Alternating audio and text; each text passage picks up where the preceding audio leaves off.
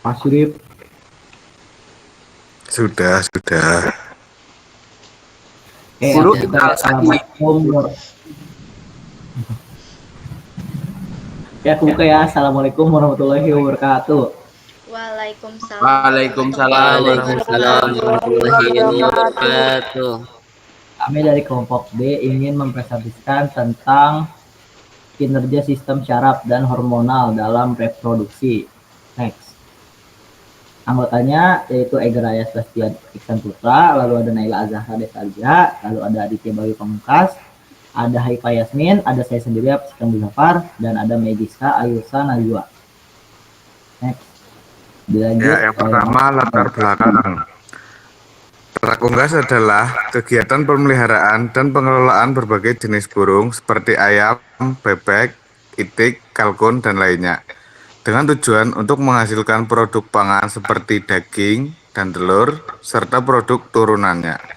Unggas merupakan sumber protein hewani yang penting dan mudah dicerna, sehingga daging dan telur unggas menjadi bagian penting dari pola makan masyarakat. Ternak unggas melibatkan manajemen pakan, kandang, kesehatan, dan lingkungan agar unggas tumbuh dengan optimal dan bebas dari penyakit. Sistem syaraf unggas merupakan jaringan yang kompleks dan memainkan peran penting dalam mengendalikan berbagai fungsi tubuh serta perilaku unggas. Secara umum, sistem syaraf unggas dapat dibagi menjadi dua bagian utama. Otak unggas meskipun relatif lebih kecil dibandingkan mamalia, namun memiliki struktur yang sangat terorganisir. Sumsum tulang belakang berfungsi sebagai jalur penghantar impuls antara otak dan bagian tubuh lainnya, serta mengkoordinasikan refleks lokal.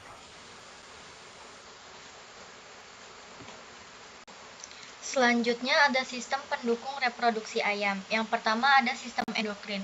Sistem endokrin mengatur perkembangan organ reproduksi melalui hormon FSH dan LH dari pituitari merangsang gonad, sementara estrogen dan progesteron mengatur fungsi reproduksi betina.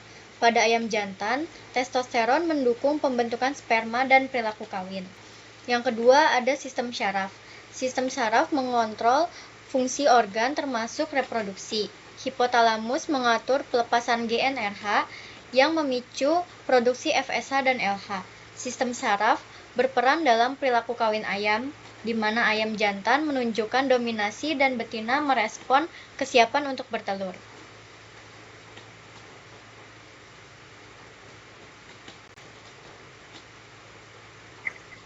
Selanjutnya ada sistem pencernaan. Nutrisi dari sistem pencernaan mendukung produksi hormon dan kualitas telur. Protein dan lemak penting untuk hormon, sedangkan kalsium dan fosfor diperlukan untuk pembentukan cangkang telur. Kekurangan nutrisi dapat mengganggu reproduksi ayam. Kemudian ada sistem imun. Sistem imun melindungi organ reproduksi dari infeksi yang dapat menurunkan kualitas atau jumlah telur dan sperma. Vaksinasi dan biosecurity diperlukan untuk menjaga kesehatan reproduksi ayam secara optimal. Dan yang terakhir itu ada fotoreseptor. Cahaya mempengaruhi reproduksi ayam melalui fotoperiode atau durasi pencahayaan. Cahaya merangsang hipotalamus untuk melepaskan GnRH yang memicu produksi FSH dan LH. Manajemen pencahayaan yang tepat penting untuk mencapai kematangan kelamin dan meningkatkan produksi telur. Terus untuk selanjutnya ada hormon apa yang mengontrol sifat mengeram ayam. Jadi mekanisme sifat mengeram pada ayam itu dipengaruhi oleh sistem endokrin yang mengatur ekspresi gen dan pelepasan hormon prolaktin. Hormon prolaktin kemudian menstimulasi perilaku mengeram atau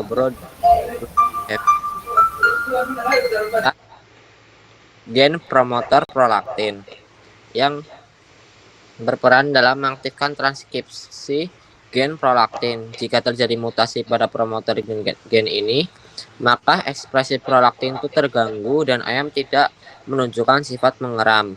Dan selain itu, sifat mengeram juga dipengaruhi oleh gen dominan autosomal serta mayor gen yang terkait dengan kromosom seks. Ayam yang mengeram tidak bertelur karena kadar prolaktin yang tinggi akan menekan hormon reproduksi seperti LH dan FSH. Selain itu, dalam pemeliharaan berkelompok, fenomena efek Libot juga berkontribusi dalam menekan reproduksi. jika terdapat satu ayam betina dominan dalam suatu flock, maka ayam betina lainnya dapat mengalami peningkatan kadar prolaktin yang menghambat folikulogenesisnya, dan sehingga produksi estrogen dan progesteronnya menurun. Oke, lanjut ke penyebab ayam pada peternakan A memiliki bobot jadi lebih rendah dibandingkan peternakan ayam di B. Nah, yang pertama itu ada faktor genetik. Nah, faktor genetik itu ada yang jenis strain ayamnya, lalu ada di kualitas DOC-nya.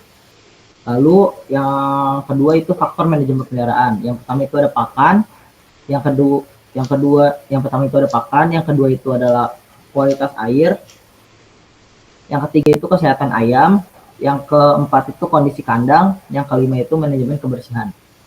Yang ketiga, lalu yang selanjutnya itu ada faktor lingkungan. Nah, yang pertama itu ada suhu dan kelembapan, yang kedua itu ada kualitas udara. Selanjutnya, interaksi antara sistem syaraf, hormonal ayam, dan pengaruh terhadap dewasa kelamin atau umur bertelur pada ayam. Interaksi sistem inspirasi dan sirkulasi. Hal tersebut penting untuk menjaga kesehatan ayam, terutama ayam yang terjangkit asites. Yang kedua, kebutuhan oksigen tinggi pada broiler itu akan memaksa jantung bekerja keras dan dapat memicu asites jika sistem respirasinya terganggu. Yang ketiga, suhu ekstrim dapat berpengaruh efisiensi respirasi dan sirkulasi yang dapat memicu stres termal dan memperburuk kesehatan. Yang keempat, ketinggian juga mempengaruhi kadar oksigen yang menyebabkan hipoksia dan meningkatkan resiko masalah pernapasan serta asites. Dan yang terakhir, kejadian asites lebih tinggi di batu raden atau dataran tinggi dibandingkan di Subang atau dataran rendah, sehingga dapat disimpulkan bahwa suhu dan ketinggian itu mempengaruhi pertumbuhan, produksi telur, dan kesehatan ayam secara keseluruhan menurut Andika 2021. Oke, terima kasih teman-teman dari kelompok D atas pemaparannya. Lanjut ke sesi pertanyaan. Oke, boleh Agista. Baik, terima kasih. Perkenalkan, saya Agista Puspakirana dengan NIM D1A023155. Izin bertanya kepada kelompok D, apakah produksi telur ayam kampung itu bisa lebih tinggi seperti telur ayam niaga? Terima kasih. Oke, terima kasih Mbak Agista atas pertanyaannya. Lanjut, siapa lagi yang mau bertanya? Mas Hairul? Oh, Mbak Zila. Oke, Mbak Zila. Oke, izin bertanya ya dari saya.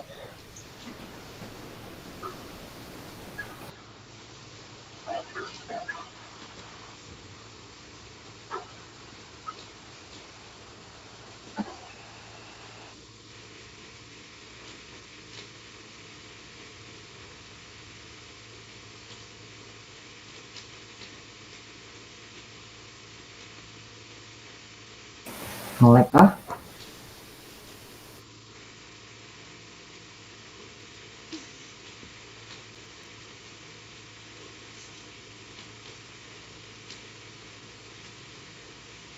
Oke, bisa digantikan untuk pertanyaannya. Siapa yang mau bertanya? Sebenarnya Mas Hairul agak kurang jaringannya. Oke, boleh Mbak Zila?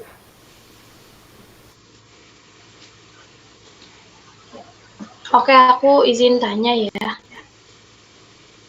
Ini lebih terkait ke itu sih, ke cahaya. Nah, misalkan di ayam jantan dewasa yang udah masuk usia produktif. Nah, itu kan ada cahaya gitu ya. Nah, dari cahaya itu dalam sistem kandang itu mempengaruhi dari hasil spermanya nggak sih? Oke, terima kasih Mbak Zila atas pertanyaannya. Oke. Izin menjawab dari pertanyaannya Mbak Agista ya.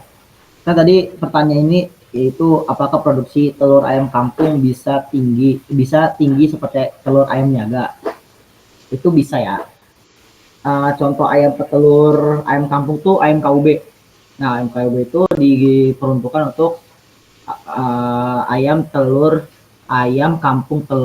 kampung niaga bertelur. Nah, jadi itu bisa karena dia sifat mengeram dari mothering apa ya? Pokoknya itulah sifat mengeramnya itu lebih berkurang daripada ayam-ayam kampung yang lain. Jadi jawabannya bisa. Apa kamu jawab? Terima kasih Mas, menjawab sekali. Sama-sama. Lanjut. Oke, aku izin menjawab pertanyaan dari Mbak Zila. Itu tadi dampak cahaya untuk ayam jantan yang mengalami kekurangan cahaya pada sperma dia.